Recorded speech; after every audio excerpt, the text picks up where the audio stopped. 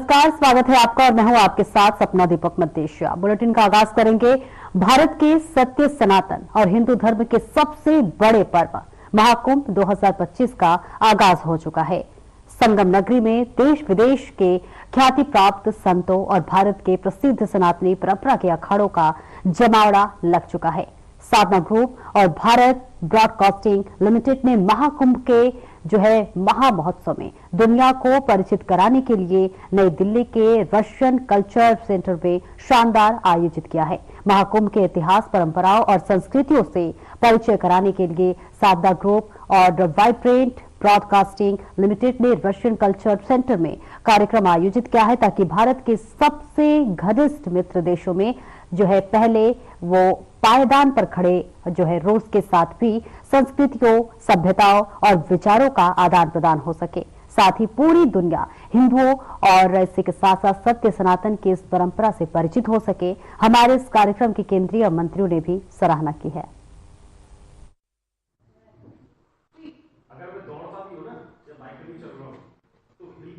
States the religious gurus also Acharya Shailesh Tiwari ji, sir आपका guru जी बहुत बहुत स्वागत है। मैं चाहूंगा एक बार तालियों से गुरु जी का सम्मान करें।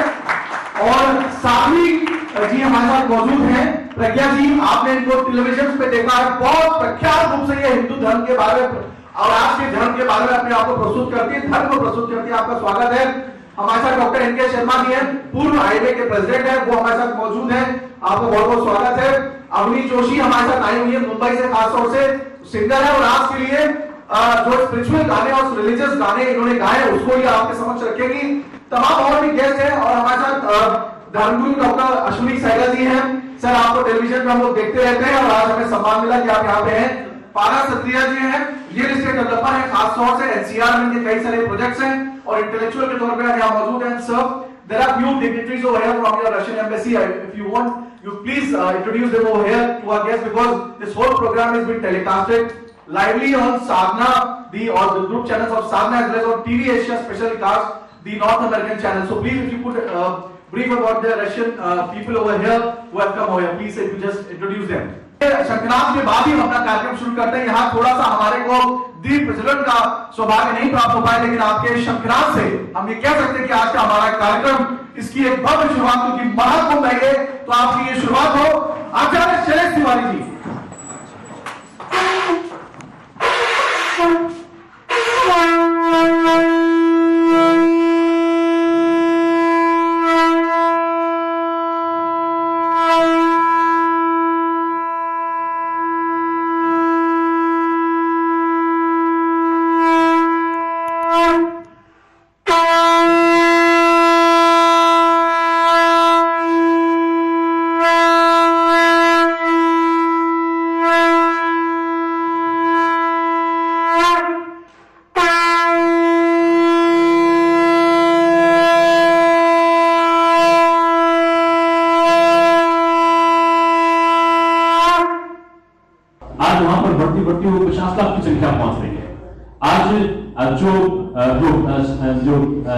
श्रावण होता है या पर्व होते उसमें 50 लाख लोग आते हैं।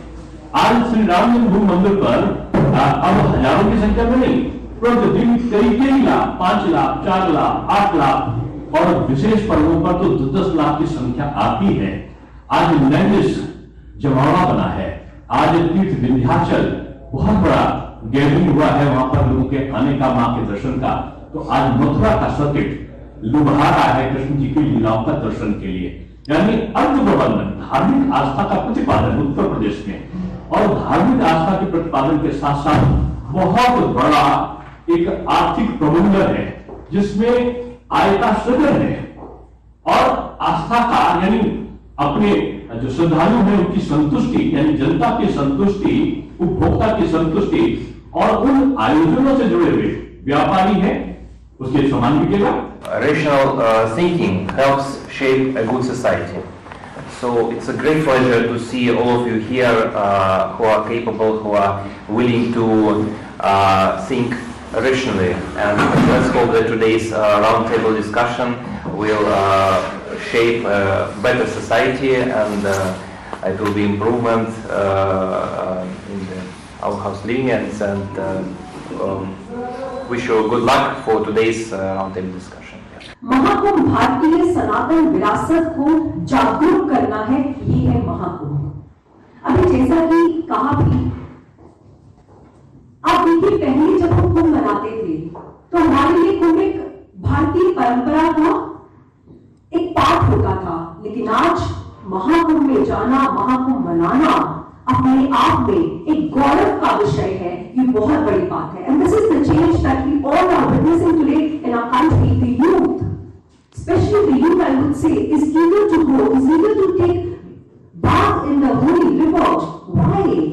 आप जानते हैं विवेकानंद जी, जब सनातन धर्म की बात होती है तो ऋषि मुनियों की बात ना हो, संतों की बात ना हो, ऐसा हो नहीं सकता। यश को प्राप्त करते हैं, महालक्ष्मी देवी को प्राप्त करते हैं। गौदान की भी विशेष परंपरा है। अगर आप गौदान करते हैं तो वैतरणी को पार करते हैं, यानी इस भावसागर में बार बार जो जन्म और मृत्यु का जो निरंतर चक्र है उससे मुक्त होते हैं। दान किसे करें? दान का भागी कौन है? दान इस महाकुंभ में उसे करें जो सात्विक तरीके से त्रिकाल संध्या करता हो। वैसा संत या सन्यासी जो त्रिकाल संध्या करते हैं उन्हें दान करना है। जो पहले से धन से परिपूर्ण है उन्हें दान करने की जरूरत नहीं। उन्हें दान करें जो आर्थिक रूप से असमर्थ हैं। ज्यादा लोग जाए तो अच्छा है, क्योंकि विश्व के, पूरे विश्व के बहुत सारे लोग इसमें स्नान करने के लिए जाएंगे और स्नान करने से बहुत फायदा होता है। जो भी हमारे द्वारा किए गए पाप होते हैं या वो दूर हो जाते हैं, और किए या नहीं किए वो भी पाप दूर हो जाते हैं। इसलिए वहां जाना बहुत अच्छा होता है। और अमृत कलश जब गिरा था, अमृत की जो छींटे गिरे थे 4 जगह पे, वहां पे कुंभ होता है, लेकिन 6 साल बाद। पहले तो आप सबको थैंक यू, आप लोग यहाँ बहुत शॉर्ट पीरियड में हमारे इनविटेशन पर यहाँ पर मौजूद हैं।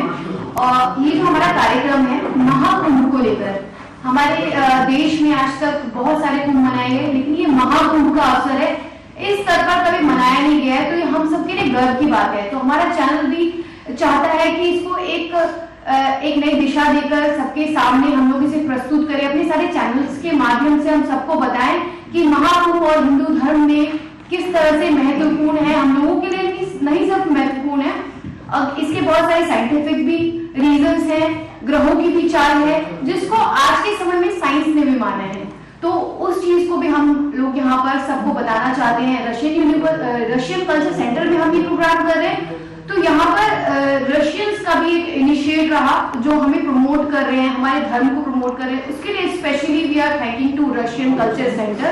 उत्तर प्रदेश के सम्माननीय योगी आदित्यनाथ जी के नेतृत्व में इस बार भव्य हो, दिव्य हो, भारत की संस्कृति से, भारत के आध्यात्म से देश दुनिया से आने वाले। पहले तो परिमान जी आपका आभार व्यक्त करना चाहता हूँ कि आपने इस पवित्र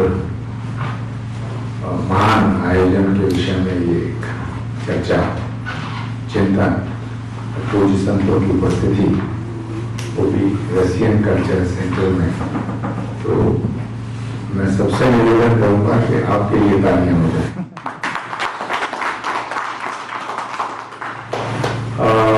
मुझे लगता है कि सभी लोगों ने अपनी अपनी बात रखी होगी, और जहाँ तक मैं समझता हूँ कि कुंभ कोई सिर्फ मेले का नाम नहीं है। ये 1000, 10,000, लाख, 2 लाख, 10 लाख, करोड़, 2 करोड़, 10 करोड़, 20 करोड़, 40 करोड़ भीड़ को इकट्ठा करना और एक अपने आप वहां डुबकी लगाना, भीड़ हो जाना, उसको कुंभ नहीं कह सकते हैं। ये वैचारिक समानता का महापर्व है। ये भावनाओं का मिलन है।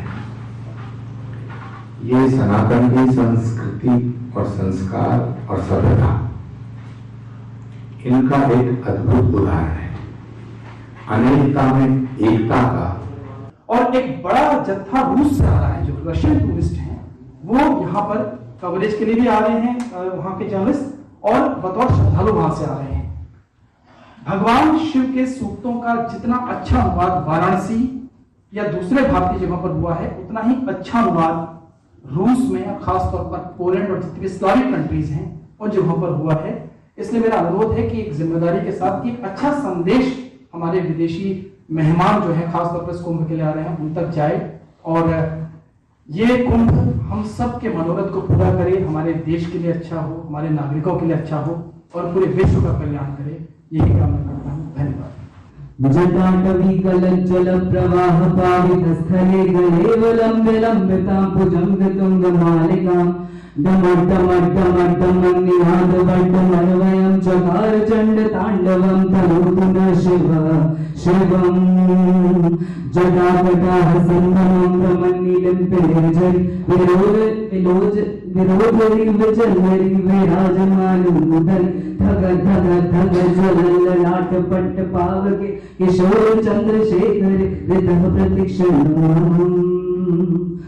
ओम शिवाय ओम शिवाय ओम। बहुत बात कर रहे हैं और पूरी दुनिया बहुत गौर से हमको देख रही है, तो इसलिए इसमें हम सब की जिम्मेदारी बहुत ज्यादा बढ़ जाती है कि हम सब जब महाकुंभ में जाएं तो इस बात का विशेष ख्याल रखें कि जो हमारे जो गेस्ट जो बाहर से आ रहे हैं उनको उनके सामने एक भारत की सशक्त इमेज की बात, हम लोग बहुत हाइपरबोल होते हैं इस बात को कहने में कि भारत अब जो है दुनिया की तीसरी बड़ी इकोनॉमी बढ़ने की ओर बढ़ रहा है और हम जो है मिलिट्री इतना हमारा पावर है, इकोनॉमिक पावर है और बहुत सारी चीजें, लेकिन उसका जो जेस्चर जो हम शो करेंगे वो कुंभ जैसे आयोजन में दुनिया बहुत चकित होकर के देख रही है कि कौन सा ऐसा आयोजन है जिसको कहते हैं कि बिगेस्ट एक्स्ट्रावेगेंजा ऑन अर्थ। इसके इकोनॉमिक एस्पेक्ट्स की भी बहुत बात हो रही है, पर मैं महाकुंभ को और मेरा दृष्टिकोण महाकुंभ के प्रति प्योरली हमारी सनातन संस्कृति के पुनरुत्थान और हमारी सनातन संस्कृति को विश्व के सामने रखने के सुनहरे अवसर के रूप में देखता हूं। एक समय और एक दौर था इस देश में जब भगवा को आतंक से जोड़ा जाता था और वो बहुत दुर्भाग्यशाली दौर था, पर कहते हैं कि रावण के अंत के लिए राम भगवान आए थे और यही नियति थी, तो भगवा आतंक वाली थ्योरी के अंत के लिए अब हमारा सनातन भारत आगे आ चुका है और अब ये रुकने वाला नहीं है। ये तो आपने स्पष्ट कर दिया है ब्रजमोहन जी, आप प्रशंसा की योग्य है। साधना चैनल हो या ब्रजमोहन जी हो कि जो आपने जागृति फैलाने का काम किया है, इसे जो धरती का महापर्व घोषित किया है, ये हर आदमी के भीतर स्पंदन का रूप ले लिया है और इससे निश्चित तौर पे विश्व के इस ऐतिहासिक महाकुंभ को सफलीभूत करने में हम सब भारतवर्षी सफल होंगे। आपको इसके लिए बहुत बहुत शुभकामना है, क्योंकि यह महाकुंभ इतने वर्षों बाद आता है कि हर व्यक्ति के जीवन का एक अद्भुत क्षण है। मैं सेशन को शुरू करना चाहता हूं खास तौर से, और जैसे कि आप हमको बता रहे कि सेशन में हमने संतों के साथ इंटेलेक्चुअल्स अलग अलग क्षेत्रों के जो लोग हैं उनको भी हमने बुलाया है, और इसी कड़ी में डॉक्टर एन के शर्मा जी हैं, आईएमए के प्रेसिडेंट रह चुके हैं। डॉक्टर साहब, क्योंकि सब लोग अपनी बात रख रहे हैं और हर व्यक्ति का समय बहुत कीमती है, मैं चाहूंगा कि हालांकि शब्द कम होते हैं इस बड़े आयोजन के बारे में बोलने के लिए, लेकिन कम शब्दों में कोई बात हम अपनी रख सके यहाँ पे, तो कृपया आप रखें और हम जिससे कि सबको अवसर याद दे सके।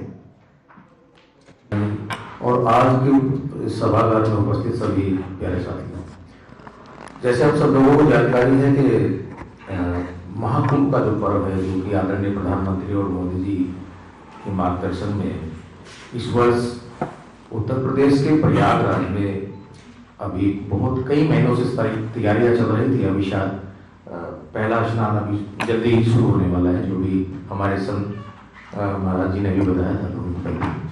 लेकिन ये महाकुंभ का जो पर्व है 12 वर्ष में ही क्यों आता है, इसके पीछे भी कुछ न कुछ लॉजिक है। वैसे तो सब संत हमारे जो समाज के लोग बैठे उन्होंने बहुत कुछ कहा है, उसमें हम जैसे डॉक्टर्स को कुछ कहना है कुछ भी नहीं है, लेकिन छोटी सी मेरी जानकारी में है, तो हो सकता है मैं इसमें गलत कहूँ तो मुझे माफ करना।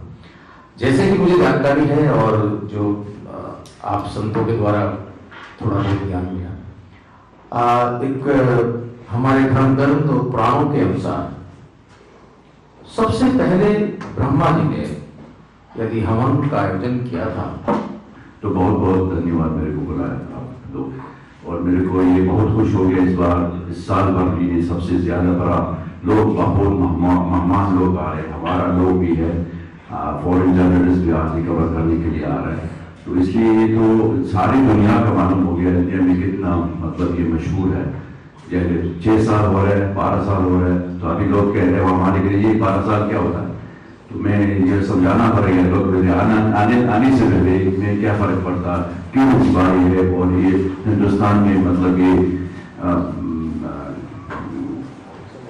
उसकी माइथोलॉजी जो फिलोसफी से बिहाइंड है, what is the reason behind something related to the global changes. 17वीं शताब्दी में पहली बार वेन सांग एक चीनी यात्री हुआ करता था, उसने कुंभ के बारे में पहली बार उसने एक मैं कहूंगा कि लिखा, उसने दस्तावेजी रूप में पहली बार उसने लिखा। और उसने लिखा क्या? उसने लिखा कि कन्नौज का एक राजा था हर्षवर्धन। इतिहास के जो लोग पढ़े होंगे वो जरूर जानते होंगे। हर्षवर्धन कुंभ में जाते थे और 6 साल बाद अर्ध कुंभ और कुंभ लगा करता था, जैसा बताया गया। तो वो जाते थे वहां पर, और उन 6 सालों के भीतर, क्योंकि कन्नौज बहुत बड़ा राज्य था, जितनी शासकीय कोष में उनकी मतलब जो भी कोष उनके पास उपस्थित होता था, जमा होता था, वो सारा कोष ले जा करके वो कुंभ में दान कर देते थे। ओम सारे संसार की रचना का आधार है, 3 स्वर है इसमें। जब आ बोलते आकार, स्थूल शरीर जागृत है। जब ऊ बोलते उकार, अनार बिना टकराव के ध्वनि उत्पन्न करता है। जब बोलते मां, मणिपूरक चक्र खुलता, प्राण अपान का हवन करता है, तब प्रकृति अपने दिव्य स्वरूप का दर्शन देती है। और क्या कहती है?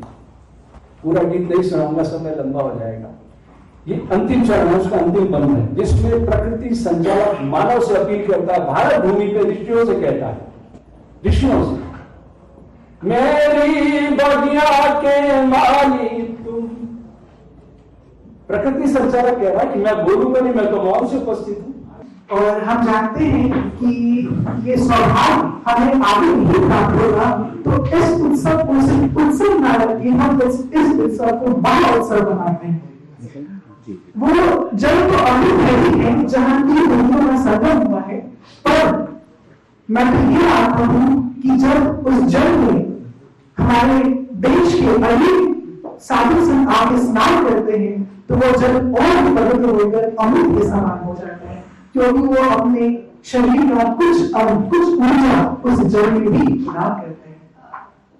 तो हम साक्षी हैं इस उत्सव के, जिस तरीके से उन्होंने कहा कि हम अपने साथ अगर 5 लोगों को लेके जाते हैं, तो शायद हम बहुत बड़ा योगदान देते हैं किसी शुभ कार्य की ओर। एक और बात कहना चाहूंगा कि उस पवित्र धरा को हम गंदा ना करें, वहां पे अनेक संतों का समागम होगा, अनेक लोग आएंगे, और जहां पे लोग आते हैं थोड़ी सी गंदगी होती है, तो हम इसमें थोड़ा सा संकुचित ना हो। अगर हमें कुछ भी इधर उधर फेंका मिले तो उसे उठा करके उस पर्याप्त स्थान पर जरूर डालें। तो वो यहाँ पे इस कार्यक्रम में आए। अच्छा, आप मॉस्को में रहे, हम रशियन कल्चर सेंटर में प्रोग्राम कर रहे हैं, और रशियन एम्बेसी ने खास तौर से हमें यह अवसर दिया और हमारी उनसे बातचीत हुई, क्योंकि ये माना जाता है कि जो पुतिन है वो प्रो भारत उनको माना जाता है। और उन्होंने इससे पहले जब उनके गुरु यहाँ पे आए अलेक्जेंडर डुगिन, तो भी उन्होंने बहुत सारे धर्म की, अध्यात्म की, कल्चर की बात की। आप मॉस्को में आ रहे हैं, क्या कहना चाहेंगे आप कि उनको धर्म और आस्था उनकी भारत के प्रति कैसी, उसके बारे में हमारे जो यहाँ विशिष्ट अतिथि कर रहे हैं उनको प्लीज कृपया बताएं। सभी को मेरा नमस्कार। मैं मॉस्को में रहा हूँ, उनकी भी बहुत ज़्यादा जो अटैचमेंट है स्पिरिचुअलिटी को लेकर बहुत डीप है हमारी तरीके की। और मैं एक कोलैबोरेशन में भी था कुमाऊं रीजन में आए थे और बहुत जगह पे उन्होंने मेडिटेशन किया था, जैसे कसार देवी वहां पे मेडिटेशन किया था। तो हम एक कोलैबोरेशन कर रहे हैं रूरल यूनिवर्सिटी के साथ, सोमन सिंह इंजीनियर यूनिवर्सिटी का, यहाँ की एक विवेकानंदा सेंटर हम खोल रहे हैं, तो उसके थ्रू हम स्पिरिचुअल कोलैबोरेशन कर रहे हैं। मैं चाहूंगा, क्योंकि हमारे साथ तमाम दर्शक और भी मौजूद हैं यहाँ पे जो बैठे हुए हैं, सबसे पहले मैं चाहूंगा टीवी एशिया की जो हमारी प्रतिनिधि है रुचि नेहरा, क्योंकि आपने इस आयोजन के बीच में आपने रखा, मैं चाहूंगा 2 शब्द आप ही बोले, फिर मैं अपने गेस्टों के बीच में जाऊंगा। माइक वहां पे होगा, मैं चाहता हूं कि वो माइक को कृपया दिया जाए। और आप भी क्योंकि महाकुंभ का आयोजन कर रहे हैं, आपने तमाम इस पूरे उसमें समागम में आप रही यहाँ पे, क्या 2 शब्द आप कहना चाहें तो कृपया ब्रीफ में कहें आप। हाँ, उसको ऑन करें। Thank you everyone. I'm Ruchi from TV Asia. I'm Sadhana Group, and I want to welcome you all. Some of our guests are on very short notice, and I'm really keen to hear you all. It's such an insight and very amazing information. Thank you. धन्यवाद। आपने महाकुंभ के बारे में, उसको हम कह सकते हैं कि उसके जन्म से लेकर के वर्तमान परिस्थिति में जिस प्रकार से आपने उसका उल्लेख किया, हम सब आपका बहुत बहुत धन्यवाद देता हूं। मैं चाहता हूं सब लोग एक तालियों के साथ हम सबको धन्यवाद दें, इतना अच्छा the way I would just like to tell my the colleagues over here from the Russian embassy, so you can just understand the way he has explained. I hope you would have understood some in Hindi also, because as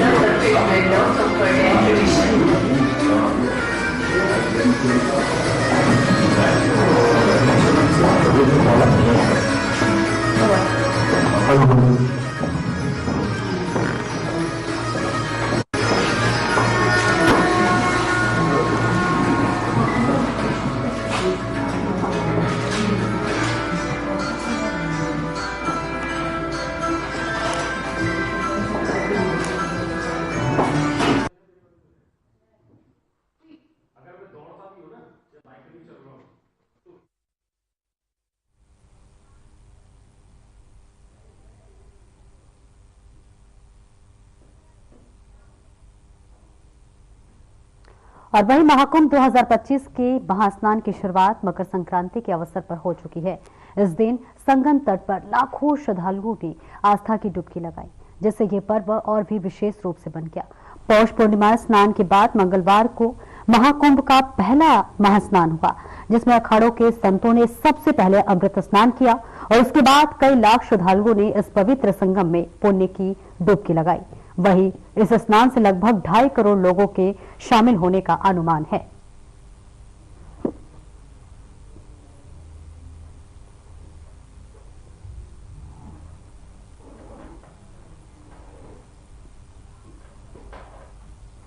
और वही महाकुंभ का पहला शाही स्नान आज मकर संक्रांति पर हो रहा है। अमृत स्नान की इस पुण्य बेला में लाखों श्रद्धालु रात से ही मेला क्षेत्र में आने लगे थे। सुबह से ही संगम स्नान शुरू हो गया। मेला क्षेत्र में हर तरफ हर्षोल्लास और उमंग का माहौल रहा। सुबह 6:15 से अखाड़ों को स्नान का मौका शुरू हो गया और वही साधु संतों ने हर हर महादेव के नारों से और हर हर गंगे का उद्घोष करते हुए जो है संगम तट पर चले गए। और वही संतों के दर्शन करने के लिए हजारों श्रद्धालु गंगा के दोनों तरफ खड़े रहे। श्रद्धालुओं को जो जत्था था वो मेला क्षेत्र के सभी मार्गों से गंगा तटों की ओर बढ़ रहा है। 12 बजे तक संगम में 1 करोड़ 60 लाख श्रद्धालु स्नान कर चुके हैं। वहीं वरिष्ठ पत्रकार दुर्गेश उपाध्याय ने भी महाकुंभ 2025 के लिए लोगों को ढेर सारी शुभकामनाएं दी। इस बार का महाकुंभ बहुत ही भव्य, दिव्य और डिजिटल होने जा रहा है। देश के यशस्वी प्रधानमंत्री नरेंद्र मोदी जी के मार्गदर्शन और उत्तर प्रदेश के कर्मठ मुख्यमंत्री योगी आदित्यनाथ जी के कुशल निर्देशन में सभी तैयारियां पूरी की जा चुकी हैं। लगभग 4000 हेक्टेयर के विशालतम क्षेत्र में एक पूरा का पूरा नगर बस के तैयार हो चुका है और वहां पर तरह तरह की छटाएं देखने को मिल रही है। देश के जितने भी बड़े अखाड़ों के संत महात्मा, साधु, धर्मात्मा और श्रद्धालु वहां पर पहुंचने शुरू हो चुके हैं। और मुझे बताने में बड़ी प्रसन्नता हो रही है कि मानव इतिहास के सबसे बड़े इस सांस्कृतिक महोत्सव में जो भी यथासंभव शासन और प्रशासन की तैयारी हो सकती है वो उत्तर प्रदेश के मुख्यमंत्री योगी आदित्यनाथ जी के कुशल निर्देशन में वहां पर अपनी पूरी तरह से मुस्तैदी के साथ वो जमीनी धरातल पर उतर चुकी है। पूरी तैयारियां जोरों पर हैं और अब 13 जनवरी से लेकर के और 26 फरवरी तक पूरे 45 दिन मानव संस्कृति के इस समागम में बड़े बड़े धर्मात्मा श्रद्धालुओं का एक समागम होगा। वहां पर जितने भी बड़े पर्व हैं उन पर करोड़ों लोग डुबकी लगाएंगे और वहां पर न केवल भारतवर्ष बल्कि पूरी दुनिया के जाने माने विद्वान और धर्मात्मा श्रद्धालु बड़े बड़े संत और ऐसे ऐसे रहस्यमयी लोग जो कि आमतौर पर दिखाई नहीं देते, उनको सुना नहीं जा सकता, ऐसे लोगों के दर्शन वहां पर संभव होंगे। बहुत इससे बड़ा जो है प्रसन्नता की बात नहीं हो सकती कि आज देश की सरकार और उत्तर प्रदेश की सरकार पूरी तरह से इस इतने बड़े सांस्कृतिक महोत्सव की तैयारियों में जो है कंधे से कंधा लगा करके सब लोग काम कर चुके हैं और धन्यवाद देना होगा, साधुवाद देना होगा उत्तर प्रदेश के मुख्यमंत्री योगी आदित्यनाथ जी को, जिन्होंने दिन रात जो है इसमें मेहनत करके और उनके साथ उन प्रशासनिक अधिकारियों की पूरी टीम जो लग करके जिन्होंने इस इतने बड़े आयोजन को जमीन पर उतारने का काम किया है। धन्यवाद। फिलहाल इस बुलेटिन में इतना ही। नमस्कार।